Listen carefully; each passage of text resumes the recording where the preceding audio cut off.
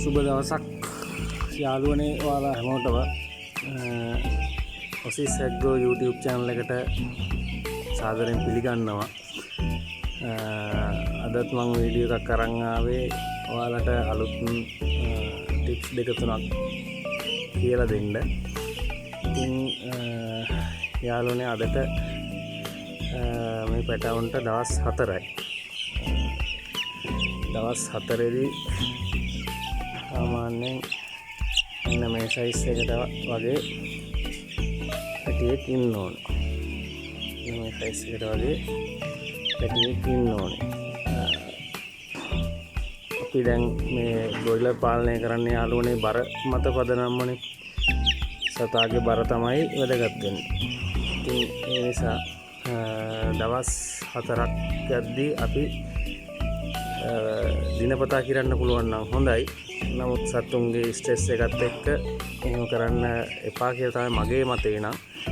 සාමාන්‍යයෙන් දවස් 4කින් 3කින් වගේ සතාගේ වේට් එකක් අපි ගන්න ඕනේ බර කිරලා ගන්න ඕනේ. ඒ කියන්නේ සත්තු 10ක් හෝ 20ක් කිරලා ඔයාලා දන්න ඇති කිරලා ඒක ඉන්න සත්තු ගානෙන් බෙදපුවාම සතෙකුගේ ඇවරේජ් බර එනවා. මධ්‍යන්නේ බර එනවා.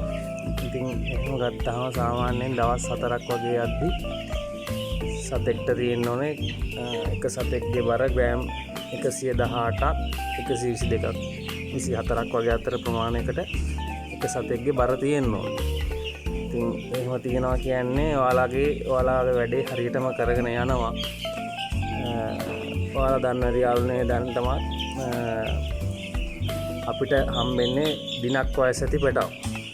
පාම කෙනෙක්ට ඉස්සෙල්ලා කොහෙන් ගත්තත් හම්බෙන්නේ දවසක් වයස පැටව තමයි හම්බෙන්නේ. ඉතින් ඒ දවසක් එද්දි සාමාන්‍යයෙන් පැටවුන්ගෙත් තියෙනවා ග්‍රේඩ් එකක්. පළවෙනි ග්‍රේඩ් එක සාමාන්‍යයෙන් හොඳම ග්‍රේඩ් එක කියන්නේ සතෙක් පැටියෙක්ගේ හොඳම පැටව කියන්නේ ග්‍රේඩ් 1 පැටව. ග්‍රේඩ් 1 පැටියෙක් සාමාන්‍යයෙන් ග්‍රෑම් 55ක් 60ක් අතර බර ප්‍රමාණයකින් ඉන්න ඕනේ පළවෙනි දවසේ අපි ගද්දි. එතකොට දෙවනි ග්‍රේඩ් එක කියන්නේ ග්‍රෑම් 55ක් 45ක් අතර ප්‍රමාණයකට තමයි දෙවනි ග්‍රේඩ් එක කියන්නේ. ඒ කියන්නේ සතෙකුගේ බර ග්‍රෑම් පළවෙනි දවසේ අපි ගද්දි ග්‍රෑම් 45ක් 55ක් අතර බරකින් ඉන්න සත්තු තමයි දෙවනි ග්‍රේඩ් එකට වැටෙන්නේ. ඉතින් තුන්වෙනි ග්‍රේඩ් එක කියන්නේ යාළුවනේ ග්‍රෑම් 45ට අඩු පැටව බර. ඉතින් අපි හැම වෙලේම උත්සාහ කරන්න ඕනේ ග්‍රෑම් 55ත් 60ත් අතර. ඒ කියන්නේ පළවෙනි ග්‍රේඩ් එකේ ඉන්න පැටියෙක් ගන්න තමයි අපි හැම වෙලේම උත්සාහ කරන්න ඕනේ. මොකද එහෙම සත්තු ඉක්මනට වේගයෙන් වැඩෙනවා, වේගින් ආහාර ගන්නවා, වේගින් වැඩෙනවා. සහ ලෙඩ රෝග වගේ මරණ ප්‍රතිශතය අඩුයි, ලෙඩ රෝග වලට ගොදුරු වීමේ ප්‍රතිශතය අඩුයි. ඒ වගේ එතකොට ගන්න ගොවියාට පාඩු සිද්ධ වීමේ හැකියාව සම්භාවිතාවය ගොඩක් අඩුයි ග්‍රේඩ් 1 පැටියෙක් ගත්තාම. ඉතින්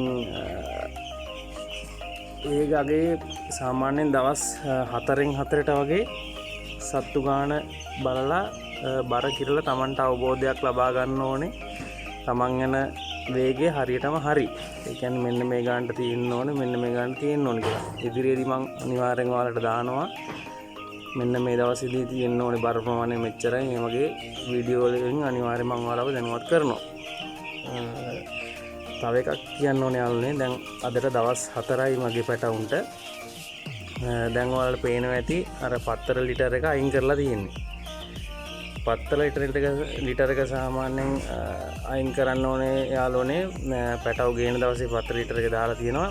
ඊට පස්සේ දවසක් එකමාරක් වගේ යද්දී එයාලා දන්නවා කෑම ගන්න ඕනේ, කෑම තියෙන භාජනවල එහෙම කියලා එයාලට තේරෙනවා.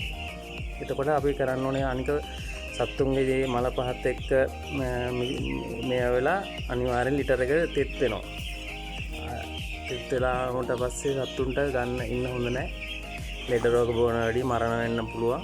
ඒ නිසා දවස් එකමාරකින් දෙකක් කරලොත් අනිවාර්යෙන් පත්තර ලිටර් එක අයින් කරනවා. ඒ අයින් කරාට පස්සේ අනිවාර්යෙන් අලුතෙන් 10 ටිකක් ලොකු ප්‍රමාණයක් නෙමෙයි ගොඩාක් දාන්න එපා. ඒ 10 වල තියෙන ඩස්ට් එකට සත්තුන්ට අමාරු වෙන්න පුළුවන්. ගොඩාක් 10 ඇවිස්සෙන්නේ නැති වෙන්න සෙනින් තෙනින් චුට්ටක් 10 ටිකක් මික්ස් කරලා ඔයාලා අනිවාර්යෙන් රේක කරන්න ඕනේ. රේක කරද්දිත් උදේ පාන්දරම, ඒ කියන්නේ සාමාන්‍යයෙන් උදේ හවස උදේ මේ 6ට විතර, ඒ කියන්නේ ඊට පායන්න ඔන්න මෙන්න තියෙද්දි 6ට වගේ එකපාරක් රේක කරන්න. ඊට පස්සේ ආය හවස 6න් පස්සේ. මොකද දවල් කාලේදී කරන්න එපා සතාට, ඒ කියන්නේ 10 වල තියෙන ඩස්ට් එකත් එක්ක සෙම එන්න පුළුවන් හැකියාව වැඩි. ඒ නිසා අපි මේක රේක කරන්න ඕනේ අර මං කිව්ව වෙලාවල් වලට තමයි. බොහෝ වෙලාවට දැන් පොඩි කාලේදී ඔයාලා සාමාන්‍යයෙන් රස්නේ පළාතක වගේ ඉන්නවා නම් දවසට එකපාරක් රේක කරාම ඇති පැටව කාලේදී. මේ මං කියන්නේ යාළුවනේ මගේ අත්දැකීම් වලින්. දවසට එකපාරක් රේක කරාම ඇති. මොකද මේ හැම වෙලේම රේක කරද්දී සත්තුන්ට විඩාවත් වැඩි වෙනවා. පොඩි පැටවුනේ තාම සත්තුන්ට විඩාවත් වැඩි වෙනවා. අර 10 වල තියෙන ඩස්ට් එකත් එක්ක සතාට සෙම එන්න පුළුවන් හැකියාවත් පොඩ්ඩක් ඉහළ යනවා. සත්තු හුස්ම අරමේවා වැඩි වෙලා කැස්ස ඇති වෙන්න පුළුවන්. ඒ වගේ දේවල් වෙන්න පුළුවන්. ඒ නිසා දවසට එකපාරක් රේක කරාම ඇති කියලා තමයි මම නම් රෙකමන්ඩ් කරන්නේ, නිර්දේශ කරන්නේ. තව ඉතින් ඔයාලා දන්න විදිහට එහෙම තව කට්ටිය තව දේවල් කියයි. ඉතින් ඔයාලා හොඳම දේ බලලා කරන්න. තමන්ට ලේසි සහ තමන්ට හොඳයි කියලා හිතන දේ කරන්න. 10 ටයක් අනිවාර්යෙන් මික්ස් කරන්න. අනිත් එක යාළුවනේ පළවෙනි දවසේ නම් සත්තුන්ට වතුර තියද්දි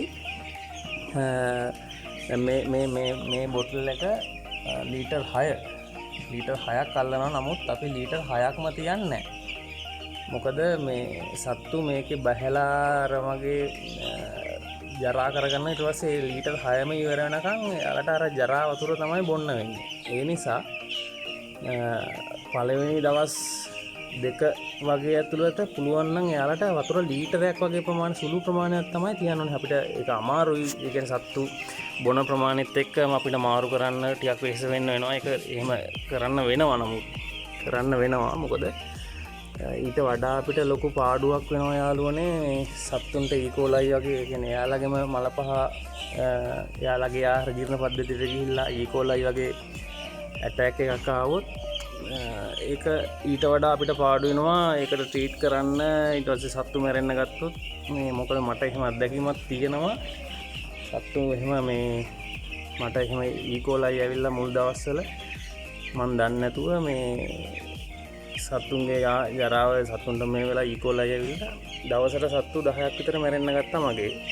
ඉතින් මගේ අත්දැකීමෙන් දන්නවා ගොඩක් අමාරුයි. එහෙම වුණාම මේ බේරගන්න බැජ් එක බේරගන්න ගොඩක් වියදම් කරන්න වෙනවා. සත්තුන්ගේ මරණත් එක්ක තමන්ට ඇති වෙන්න පුළුවන් පාඩුව වැඩි. ඒ නිසා පුළුවන් නම් ලීටරයක් වගේ ප්‍රමාණයක් තමයි ඉස්සෙල්ලාම තියන්න ඕනේ වතුර මේ යාලට බොන්න. අනික යාළුවනේ දැන් ඔයාලට පේනවා ඇති මෙන්න මේ ලොකු තැටිය. මේ තැටිය එනවා නම් අනිවාර්යෙන් මුල් දවසේ නම් මේක මෙන්න මේ වටේට මෙටල් ටිකක් දාන්න. මෙටල් ගල් වල ඔක්කොම දන්නවා ඇති කියලා හිතනවා. මෙටල් ගල් ටිකක් මේක වටේට දාන්න. එතකොට යාලට බහින්න බෑ. නැත්තම් මෙයාලට දන්නේ නැහැ. මෙයාලා ආපු දවසේ මුල් දවසේ නම් අපි මේ වතුර බොන්න දෙද්දි මෙයාලා මේකට බහිනවා. දැහැපු ගමන් මෙයාලට රස්නේ නේ තියෙන්න ඕනේ. ඉතින් තෙත් වෙච්ච ගමන් පහුවදා බලද්දි අනිවාර්යෙන් මැරිලා. ඒ නිසා මේ මෙටල් ටිකක් අනිවාර්යෙන් ඒ වටේට දාන්න. මගේ මේ සැරේ වීඩියෝ වලට බ්‍රූඩින් එක මේ මිස් වුණා. හරියට පළවෙනි දවසේ බ්‍රූඩර් එක කරද්දි මම ඔයාලට තව වීඩියෝ එකක් ගේන්නම්. ඒකෙදි අනිවාර්යෙන් වටේට මෙටල් ටිකක් දාන්න. මේ සතා එතකොට ඒකට බහින්න බෑ. යාට වතුර බොන්න විතරයි පුළුවන්. ඒකට බහින්න බෑ. ඒ නිසා මේ අනිවාර්යෙන් ඒක කරන්න. වතුර තියද්දිත් අර වගේ ලීටරයක් වගේ තමයි පුරවලා තියන්න. මේ එතකොට සතා ඉක්මනට සත්තු යාලා ඒ කියන්නේ ජරා වෙන වේගයට වඩා යාලා බොන වේගය වැඩි හින්දා ඉක්මනට බීලා ඉවර කරගන්නවා. ඒක තමයි කරන්නේ. ඊට පස්සේ දවස් 3න් 4න් වගේ සාමාන්‍යයෙන් එන ලීටර් ප්‍රමාණය ලීටර් 3ක් 4ක් වගේ ප්‍රමාණයක් වැඩි කරන්නේ. දවස් 4 පෙන්නට පස්සේ යාලා දන්නවා මේකට බහින්න ඕනේ නැහැ. මේ අපිට වතුර බොන්න මේක තියෙන්නේ.